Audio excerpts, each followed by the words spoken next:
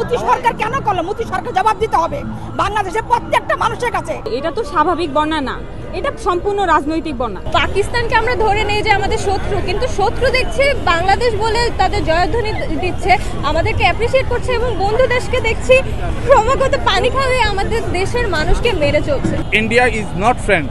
India আমাদের কখনো বন্ধু ছিল না, তার প্রমাণ তারা করে দিয়েছে। মোদি সরকারকে জিজ্ঞাসা করতে, তোমরা কি এত বড় ক্ষতি কেন করলো আমাদেরকে? 1 মাস আগে আমাদের ছেলেরা রক্ত দিয়া 15 বছর স্বৈরাচারকে শেষ বাইরে করলো, তারপরে তোমরা কেন করলে এই কাজটা? আমাদেরকে জানাইতা, তোমাদের দেশে বন্যা হয়েছে আমাদেরকে জানাইতা, তাহলে আমরা সবাই সেফ হয়ে থাকতাম। এই এতগুলো মানুষের প্যারান নিয়ে তোমাদের কি হইলো? তোমরা কিসের বন্ধু আমাদের? ইন্ডিয়ার কোনো মুতিমের মতো মানুষ, এরকম বদমাস মানুষ আমাদেরকে দরকার নাই। আমরা আমাদের দেশ নিয়ে থাকতে চাই। আমরা পাকিস্তানকে হারাইছি না, আমরা ইন্ডিয়াদের ভাড়া দেওয়ার ইনশাআল্লাহ, আল্লাহ রহমতে।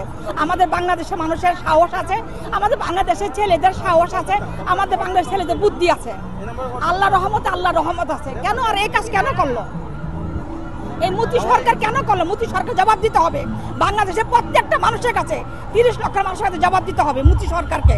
এই মোদি সরকার যদি আমার যদি দিয়ে দেখে থাকে, তাহলে তুই জবাব দেই।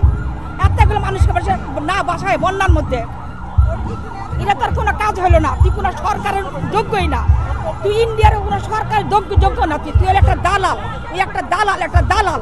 এটা তো স্বাভাবিক বন্যা না, এটা সম্পূর্ণ রাজনৈতিক বন্যা। এখন আমাদের এক্স প্রেসিডেন্ট যিনি, উনি তো ইন্ডিয়ায় অবস্থান করতেছেন।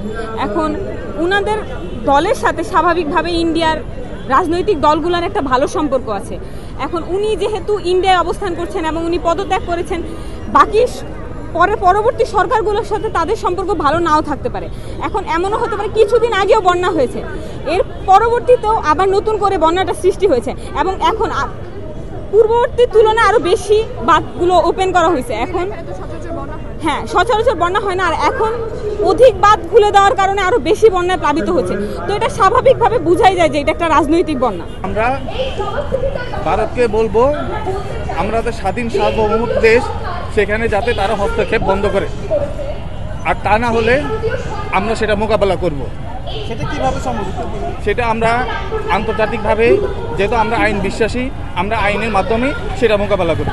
তারা তো কোনো সংখ্যালঘু দেখে নাই, তারা বাঙালিকে দেখে। তারা বাঙালিকে কিভাবে ধ্বংস করতে পারে সেই বিষয়ে তারা তৎপরতা চালাচ্ছে। India is not friend. India আমাদের কখনো বন্ধু ছিল না, তার প্রমাণ তারা করে দিয়েছে এই বন্যায় পানি ছেড়ে।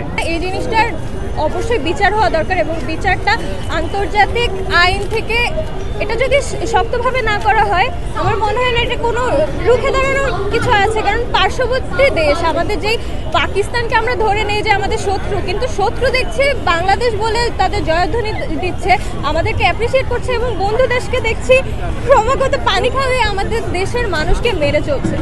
এই জিনিসটা নিয়ে আসলে কোনো কিছু বলার নেই। সর্বপ্রথম আমাদের নিজেদের রাষ্ট্রকে বাঁচাতে হবে, নিজেদের প্রাণগুলোকে বাঁচাতে হবে, এরপরে দেখা যাবে পাশের দেশের কি হয়। এবং আমি মনে করি, এবং আমার দৃঢ় বিশ্বাস, এই অন্তর্বর্তীকালীন সরকারের দ্বারা এটার একটা বিচার আসে। হ্যাঁ, এখানে তারা এই কথাটা তুলেছে যে এটা তাদের দুর্যোগের কারণে তারা বাঁধটা খুলে দিতে বাধ্য হয়েছে। আসলে নদী কি বাধ্য হয়? নদীর উপরে বাঁধ দেওয়া, এটা কি আসলে প্রাকৃতিক কিছু? বাঁধ দিয়ে আমাদের পানি আটকানো, আমাদের নদীগুলো মরে গেছে। আমরা জানি যে নদীতে যখন পানি কমে যায়, সেটার আস্তে আস্তে উর্বরতা করে স্থলে পরিণত হয়। তাহলে এই জিনিসটা তো মানব সৃষ্ট জিনিস কি আসলে একটা বন্ধু তার অসময়ে এটা করতে পারে? আমার তো তাই মনে হয় না।